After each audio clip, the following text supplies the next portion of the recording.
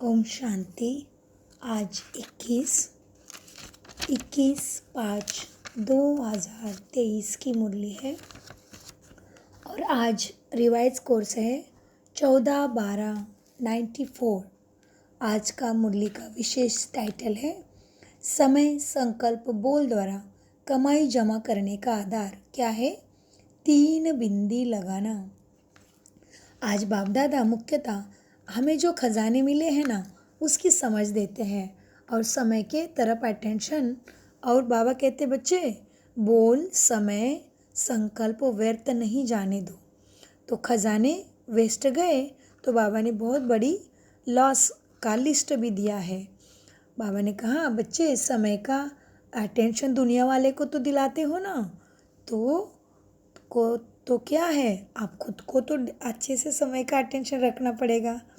और फिर क्या करना है, उससे बाप से वर्षे की प्राप्ति। बाबा ने आज बहुत बड़ी प्राप्ति की याद दिलाई ताकि हमारे अंदर से अलबेलापन निकल जाए।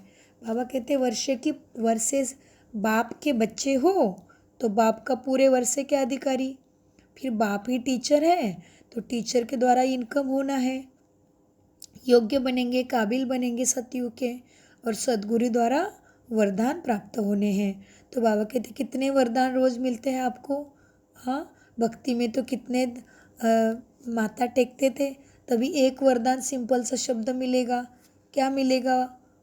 गुरु गोसावी से कितना भी बड़ा है तो भी परमात्मा जितने रोज़ वरदान देता है क्या, एक शब्द मिलेगा, आशीर्वाद भव, पुत्रवती भव, आयुष्मान भव, एक शब्द मिलता था। लेकिन बाबा से कितने वरदान मिल रहे हैं। तो बाबा कहते हैं सद्गुरु द्वारा वरदान मिलता है ना, वो इमर्ज रूप में रहे और बाप से वर्षा और इनकम भी हमेशा याद रहे। तो बाबा वरदानों से भरपूर करते हैं ना, तो इसलिए बाबा ने कहा बच्चे तुम समय संकल्प वाणी व्रति कृति सबको ही तुम सबके द्वारा प्रॉफिट कर सकते हो। इसीलिए दुनिया में सबसे रिचेस्ट हो ना, तो हम बाबा कहते दुनिया में तो रिचेस्ट इन द वर्ल्ड कहते हैं, लेकिन तुम तो कल्प रिचेस्ट इन द कल्पा, सब कल्प में रिचेस्ट रहते हो। इसलिए बाबा ने कहा बच्चे नीचे नशे से कहते हो ना कि रिचेस्ट से रिचेस्ट देखना है तो किसको देखो? देवी देवताओं को देखो, सोने के दुनिया में रहने वाले को देखो। इसलिए बाबा ने फिर बताया बच्चे तुम क्या हो? शहंशाहों के भी शहंशाह, राजाओं को भी राजा हो। तो बाबा ने कहा बच्चे बिंदी लगाते जाओ, क्योंकि ड्रामा भी बिंदी है, बाबा भी बिंदी है, तो हाईएस्ट बाबा है ना। तो बाबा ने कहा बच्चे बिंदी में ही सारा प्राप्ति है। तो आप मास्टर नॉलेजफुल बन गए हो ना, खुद को चेक करो। पता नहीं का सवाल नहीं उठाना। बाबा कहते जो स्वयं त्रिकालदर्शी है, जो स्वर्ग के मालिक बनने वाले हैं, वो कैसे सोच सकते पता नहीं। उसके बाद बाबा ने कहा तुम त्रिकालदर्शी हो तो तुम तो जानी जाननहार हो ना, मास्टर जानी जाननहार हो, तो पता नहीं ऐसे हर बात में नहीं बोलना है। और बाबा ने कहा बच्चे ज्ञान गुण संकल्प समय कितना सारा वेस्ट जाएगा, व्यर्थ में जाओगे तो कितनी लंबी लिस्ट है, तो ये सारा वेस्ट जाता होगा तो असफलता हो जाएगी फिर। इसलिए बाबा कहते जमा का खाता देखना है और जमा कितना हुआ और घाटा कितना हुआ ये भी देखना है। फिर बाबा ने कहा देखो कौन सी दुनिया में आएंगे, तो सब लक्ष्मी नारायण के लिए हाथ उठाते हैं। तो बाबा ने कहा कोई भी नहीं कहता कि राम की दुनिया में जाऊंगा, और राम की ही भक्ति करते आए भक्ति में हमेशा, लेकिन जाना सबको है लक्ष्मी नारायण की दुनिया में। तो इसीलिए बाबा ने बताया बच्चे लक्ष्मी नारायण की दुनिया में जाने के लिए, पास विथ ऑनर होने के लिए नंबर 1 बनना है ना, तो लक्ष्मी नारायण के राज्य में आएंगे तो उसके लिए पास विथ ऑनर होना ही पड़ेगा। और बाबा कहते सब बच्चे कहते हैं लक्ष्मी नारायण के राज्य में जाएंगे। तो बाबा ने कहा हिम्मत अच्छी है तो मदद भी मिलेगी, लेकिन बहुत आज्ञाकारी बन के चलते रहना पड़े। तो इसीलिए बाबा ने कहा बच्चे कोई भी नहीं जाना चाहता राम की दुनिया में, तो इसीलिए क्या करना है, मेजोरिटी समय वेस्ट करते हैं, वो नहीं करना है। बाबा ने कहा मैंने सभी बच्चों का चार्ट देखा, सब समय वेस्ट कर रहे हैं क्योंकि दोपहर से आदत लगी है समय वेस्ट करने की। तो कैसे करते हैं? बोल में, हाँ, दूसरे के व्यर्थ सोचने में, कोई बात को फैलाने में, इधर ये हुआ उधर हो होगा, ऐसे वेस्ट बोल में बहुत समय वेस्ट करते हैं। तो बाबा ने कहा बच्चे यहाँ का एक एक सेकंड भी बहुत कीमती है, इसलिए एक एक घंटे में चेक करो कि मैंने कितना जमा किया और कितना वेस्ट किया। और इसलिए बाबा ने बहुत गहराई से बताया बच्चा अपने बोल पे भी ध्यान दो, क्योंकि बोल से ही क्या होता है, सामने वाले का भाव और भावना प्रकट होती है। और बाबा ने कहा अगर जहाँ पे तुम्हें मन में सबके लिए शुभ भावना नहीं है तो क्या है फिर? माया की भावना है। इसलिए बाबा ने कहा व्यर्थ बोल में टाइम वेस्ट नहीं करना है। समर्थ बोल का अर्थ ही है नंबर 1 जमा का खाता जमा करना। तो नंबर 1 बनना है तो इतना जमा करना पड़े। फिर बाबा ने संगम की महिमा बताई। बाबा कहते संगम की महिमा कितनी अच्छी है, लेकिन खुद भी समय के पहले ही स्वयं को संपूर्ण बनाना है। प्राप्ति तो बहुत भारी है ना, लेकिन संभालने वाले बनो। तो बाबा ने कहा कभी सोचा था क्या इतने वरदान एक साथ मिलेंगे? तो तीनों संबंधों से तीनों वर्षे पर अधिकारी होना, तो अधिकार के साथ योग्य भी तो बनना पड़े। और बाबा ने कहा अधिकार को इमर्ज रूप में याद रखो, मन में, बुद्धि में और कर्म में भी रखो। मन में कैसे रखोगे? बुद्धि में स्मृति स्वरूप रखो, मन बुद्धि में स्मृति स्वरूप। और कर्म करते टाइम हर प्राप्ति को इमर्ज स्वरूप रखो। सब परमात्मा गुरु की शिक्षा, सदगुरु की वरदान याद रख के कर्म करो। तो जमा का खाता बढ़ाते जाओ, लेकिन साधारण गति से नहीं जमा का खाता बढ़ाने। बाबा कहते बहुत तीव्र गति से बढ़ाना पड़े, तभी क्या होगा, लक्ष्मी नारायण के राज्य में आ सकेंगे।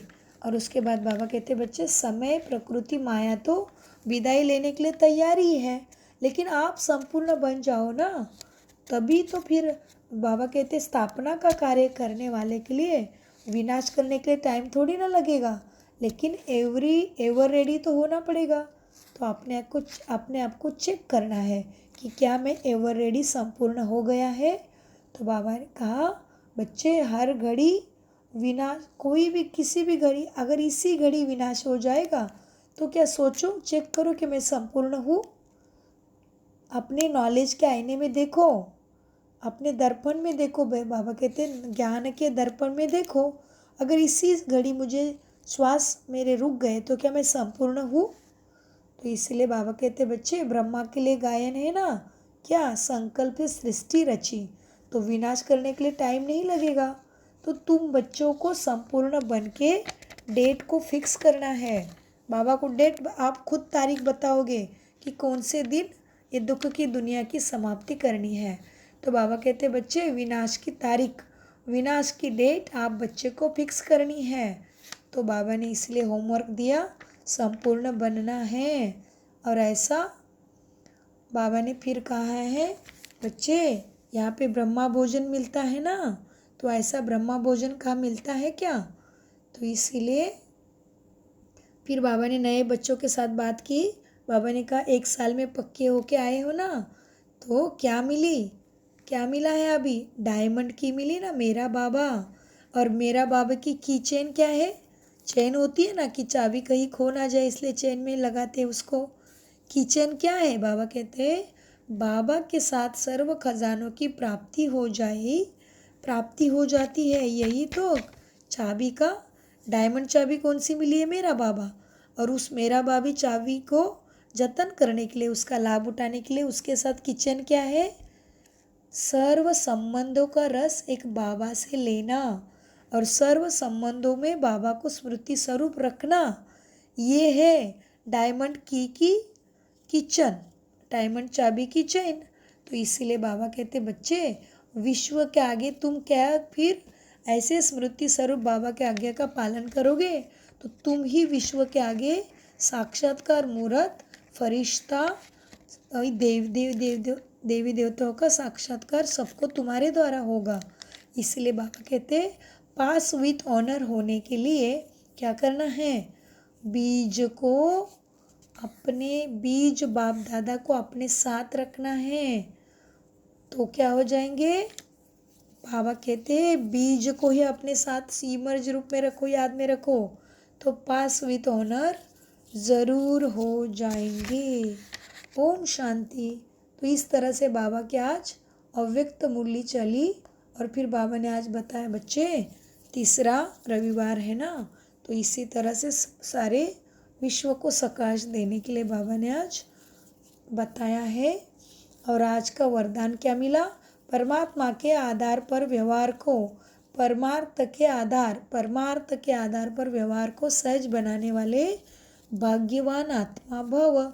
तो भाग्यवान आत्मा कैसे बनेंगे, आधा कल्प व्यवहार में, भक्ति में, धर्म के क्षेत्र में, सब में मेहनत की ना, और अभी मेहनत से छूट गए हो, अभी व्यवहार पर परमार्थ के आधार पर सहज हो गया ना, तो अभी व्यवहार भी और परमात्मा के आधार पर भी सहज हो गया।